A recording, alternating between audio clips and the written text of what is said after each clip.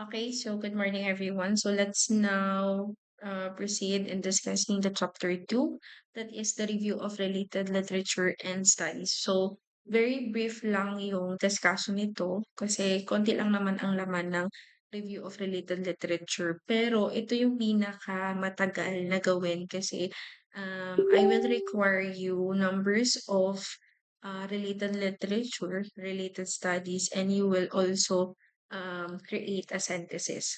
Okay, so let's now proceed in discussing the review of related literature. So when we say review of related literature, ang acronym nito is RRL. So kapag tinanong sa inyo ng panelists, can you discuss the RRL? That stands for the review of related literature. So in RRL, this should be introduced by a paragraph enumerating the topics prior to the discussion. So in writing the literature review, the researcher's intent is to convey to the readers what knowledge and ideas have been established on the topic. References copyrighted within the last 10 years are preferred.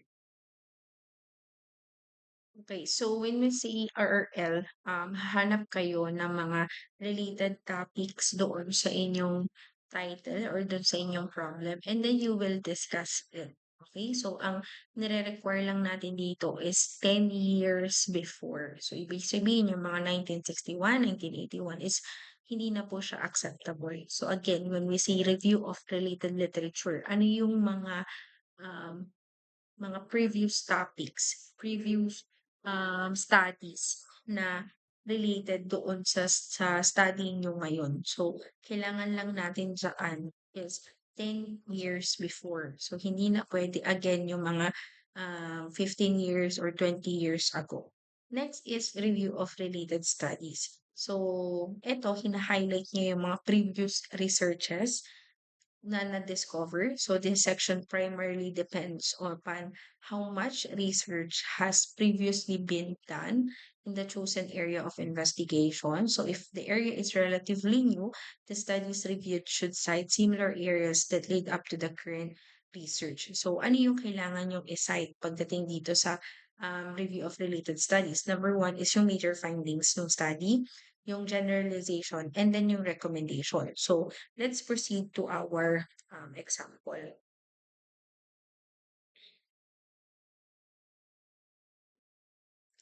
Okay, so again, sa review of related literature, so sinasabi ko sa inyo, before kayo mag-proceed doon sa pinaka-content ng inyong research, kailangan nyo mag-provide ng introduction kung ano yung ilalagay ninyo sa review of related literature. So sa RRL, meron tayong um,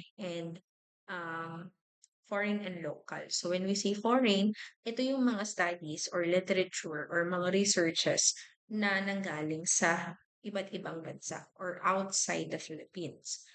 Okay? Pag sinabi naman nating local, ano yung mga studies inside the Philippines? Ano yung mga Okay, so ano ba yung kailangan ko? So dito sa foreign review of related literature, halimbawa ito, from in Zanzibar, Tanzania, BMC Women's Health 2023. Ayan, kailangan ko ng topic. Ano yung topic? Ano yung title ng topic? Kailan siya na-publish? Okay? Kung meron siyang author, kailangan ko din nun. Ano yung title ng topic, sino yung author, at kailan siya na-publish. Tapos, ano yung nakasite doon? Ano yung naging result niya? Ano yung sinasabi nung study na yun? So, kailangan mo rin siyang i-explain kung bakit naman siya gagamitin sa research mo at bakit siya naging related sa iyong research. So, kailangan ko ng 50 na foreign review of related literature and local na 50 din na related literature. Okay, so again, ano ang kailangan ko from RRL? Ano yung topic? Ano yung title ng topic? Kung may proponent or may author, kailangan nyo siyang ilagay. Kailan siya na-publish? And after that, you have to state ano yung sinasabi ng topic na yun at bakit siya naging related or bakit mo siya gagamitin sa study mo. So, kailangan ko ng 50 na foreign review of related literature and 50 na local review of related literature. So again, sinasabi natin na dapat yung year publish niya ay 10 years before lang. Okay, so next. So, dito naman sa local, ito yung example ng local review of related literature according to the Department of Health, DOH 2020. Tapos yun, in-state na doon kung ano yung sinabi ng DOH. And then nag-proceed siya sa next literature and then sa kanya pa lang in-explain yung dalawang literature papunta doon sa isang literature. So, ang binibilang ko dyan ay ito. So, number one, ito, two, and so on. Okay? So now, in synthesis naman is this means putting ideas from many sources together in one essay and presentation. So after reviewing literature and studies, the task of the researcher in this section is to organize the information around topics. So you have to make generalizations and then present information in a logical way to show both the relatedness or differences of the reviewed materials and the present study. So, to make it short, you will make a compilation or a summary of both the related literature and related studies. Base pa rin, dapat magko-correlate pa rin yung mga ideas and mga sources na pagsasama-samahin nyo sa synthesis. Next is the type of sources for a literature review. So, saan ba magagaling yung mga ilalagay nyo sa RRL? So, we have the general references that those are the sources in which a researcher refers to track down other sources. We have the primary sources. Those are the publications in which a researcher accounts for the findings of his or her investigations. And the secondary sources are publications in which a researcher considers the work of others. Okay, so one of the example of the general references is encyclopedia or yung mga dictionary natin. And then in the primary sources naman is the particular textbooks. For example, your topic talks about the English literature. So you have to look for an English literature book, textbook, na pwede niyong pagkunan ng mga sources ninyo. So when we say secondary sources, yun naman yung mga journals, yung mga published na mga researches. Okay, so where can you find the review of related literature? So as a researcher, you can find information about research studies in a numerous formats, so such as books, journals, dissertations, government documents, policy reports, and periodicals. So most researchers are also presenting their findings during meetings, congress, and conventions of professional societies and organizations. So according to Newman, you can find related literature in number one, that is books. So we have many forms of information or many kinds of books. So the information needed here is from the books containing a collection of research materials and articles. So you can find citation information on them, such as title, the author, the date, and the publisher in the catalog system. Next is the scholarly journals. So this referred to as academic journals or peer-reviewed journals. So usually you can find this in the Google. So make sure lang na valid and reliable yung sources ninyo. So they are filled with peer-reviewed information on research. So articles are written by scholar in the field and the researcher is always identified. So a list of sources of information like footnotes, endnotes, and bibliography is always included.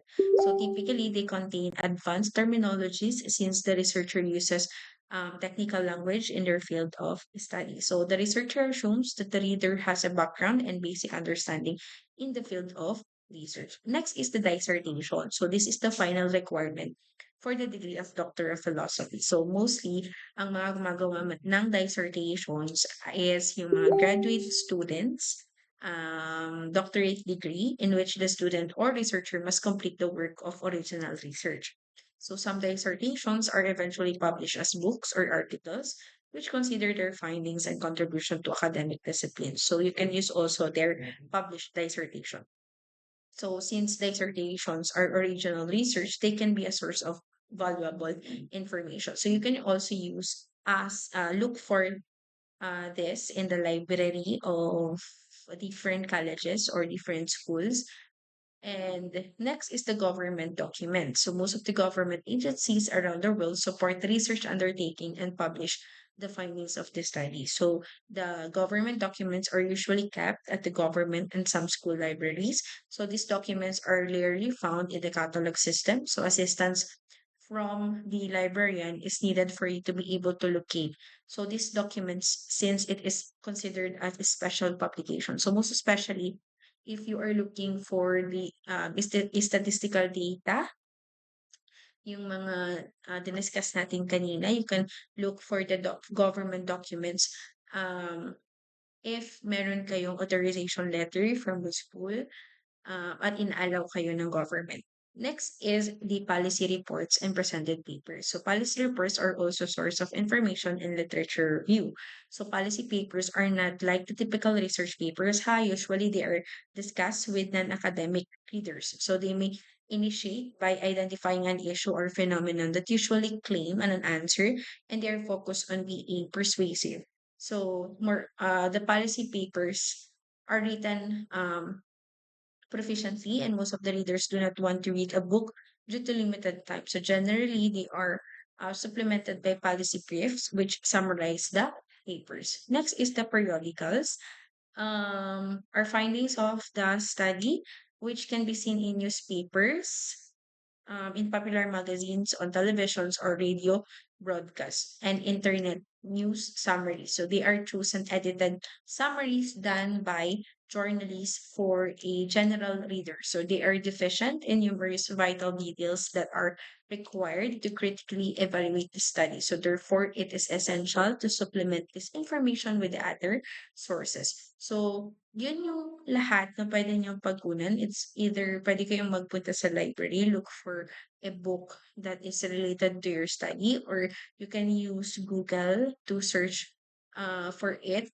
Make sure lang na you check the reliability and the validity of your sources. Okay, so again, I will repeat it again. The required review of related literature and studies, foreign and local, is 50. So foreign 50, local 50.